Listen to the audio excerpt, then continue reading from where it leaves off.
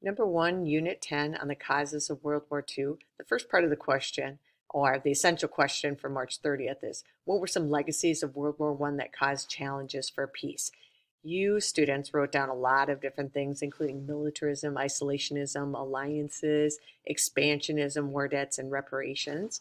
Militarism, of course, Germany had been limited on their military. That didn't stop them, of course, from building up. Isolationism was a big thing, and that relates a lot to the first section of chapter 26. The United States was really worried about being dragged into another conflict due to alliances, so we wanted to not create alliances. We're willing to work with other governments on treaties. We're willing to work with other governments on world trade, but we really don't want to create alliances because we're afraid that's going to bring us into future wars. A big concern during this time period, though, is expansionism. And expansionism I have highlighted because expansionism is a major cause for World War II because, of course, we have Japan, Italy, Germany. What they're trying to do is gain more land. And, of course, with land comes power. We have the concerns of war debts and reparations. Of course, Germany owned a lot of war debts. Britain and France owed a lot of war debts, and Germany had been forced to pay some huge reparations. They borrowed money from the United States to do that, and then Britain and France paid a little bit back to the United States, but they had these huge war debts, and they kind of felt that these war debts should be forgiven because the United States had not been in the war as long. But the U.S. didn't quite feel that way. The U.S. Wanted to stay isolated. Getting back to that is our first plus sign. Plus, the U.S. did not join the League of Nations or the World Court. We really wanted to work through peace but not necessarily joining world peace organizations. The ineffectiveness of the League of Nations is shown because U.S. didn't get involved.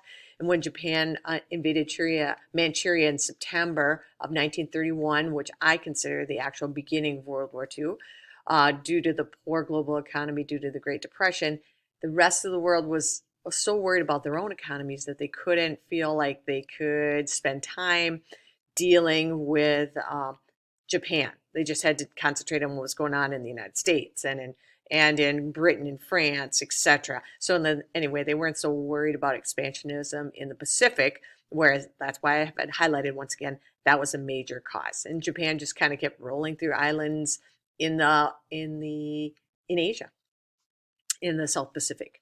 We also have the ineffectiveness of the Kellogg-Briand Pact. Frank Kellogg actually is from Minnesota. He is related to the Kellogg's that started, in Battle Creek, Michigan, with Kellogg's like Rice Krispies, etc.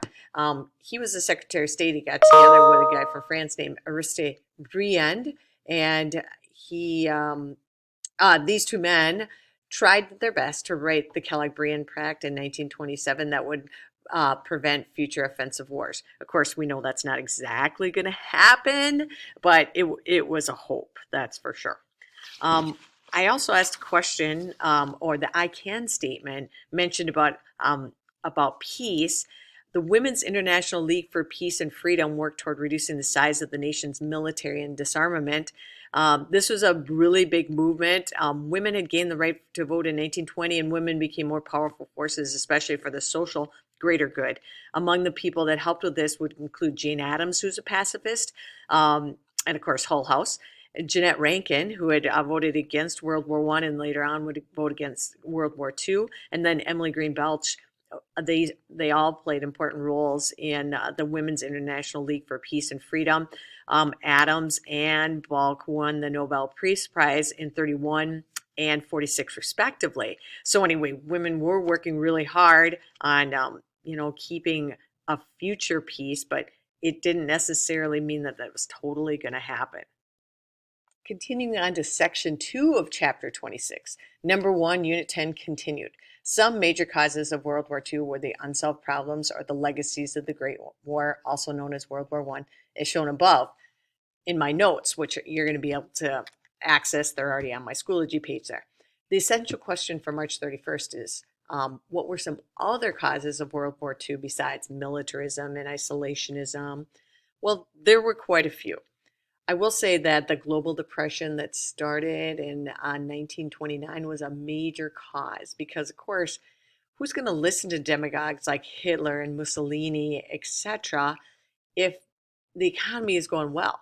But when things are not going well, that's when it's a problem and people start to listen to the nationalistic tendencies, the idea of fascism. And of course, fascism is the definition that you have defined for me about blind loyalty to the state. And it's well done in the reading. Who's going to listen to these people if you don't have a big problem with economics at the time period? Not that many people. But because people were desperate to feed their families and get places to live, and to have a future for their country, they're going to listen to people who might be kind of out there. And that would include people like Mussolini and Hitler. At the same time, we had the rise of totalitarianism, where like total control. Joseph Stalin, he actually did this with communist Soviet Union at the time period. He had risen to power and he had become, had eliminated a lot of his enemies, and he had total control over this communist state. We do have the Munich Conference going on in 1938, where Britain and France get together and they decide that they will appease Hitler. The word appeasement is on there to keep Hitler happy. They'll give him a little bit of Czechoslovakia, known as the Sudetenland, which is kind of a C-shaped section of Western Czechoslovakia that supposedly a lot of Germans live within.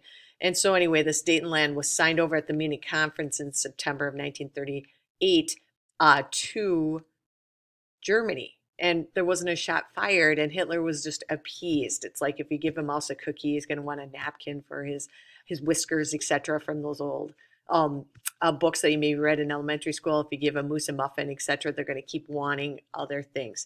And Hitler did keep wanting other things. And let's see, Neville Chamberlain and Edward Daladier, who had signed away the part of Czechoslovakia for Germany, were not even really consulting Czechoslovakia. They're from France and Britain, but they wanted to avoid war because they had the Great Depression going on in 38, and they don't want to have to deal with Hitler, so they're just going to appease him and keep him happy. And of course, Hitler has this whole big idea about anti-Semitism. He's really known for his anti-Semitic views, which he had practiced since he'd been put in jail in 1923. He had spent a little time in prison then. Wrote his book called Mein Kampf, which means My Struggles. And in there, anti-Semitism is this big, blaming the Jewish people of the world for all of its problems, which of course we know that's not true, but that was his perspective. And it led to eventually Kristallnacht in November of 1938, when a lot of Jewish-owned businesses and Jewish cemeteries and Jewish buildings were vandalized. It was really the only overt act by Hitler against the Jewish people.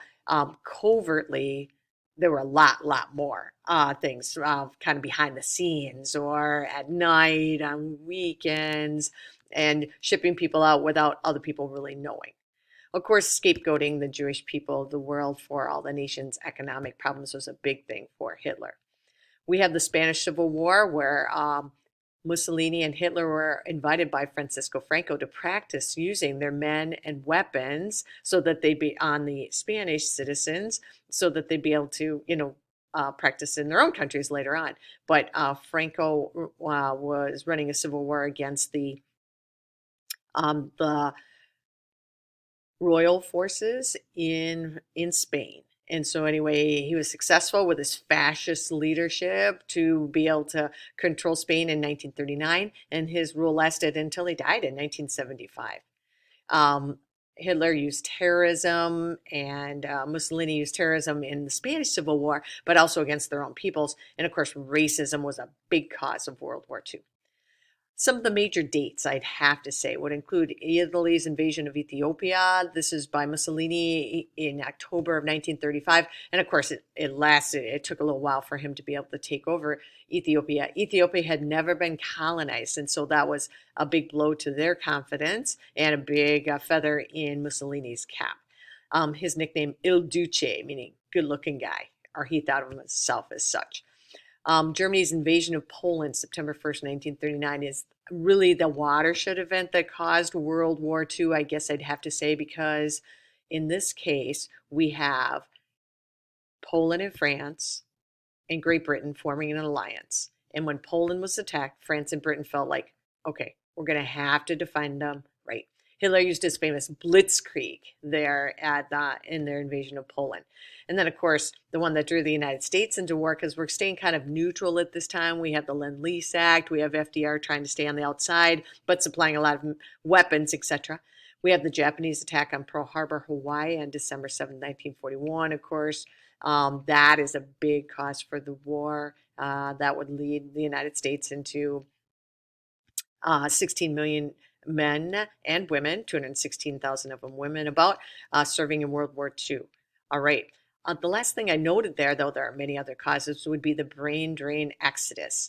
After all the issues related to Kristallnacht and the Munich conference, a lot of Jewish people in Europe just thought, uh-oh, we better get out. And even if they weren't Jewish, they thought, we better get out. So anyway, the brain drain exodus. We have intellectuals, people like Sigmund Freud, another guy named Albert Einstein, who would go on to help a little bit with the Manhattan Project, talk a little bit about the splitting of the atom that would lead to the atomic bomb.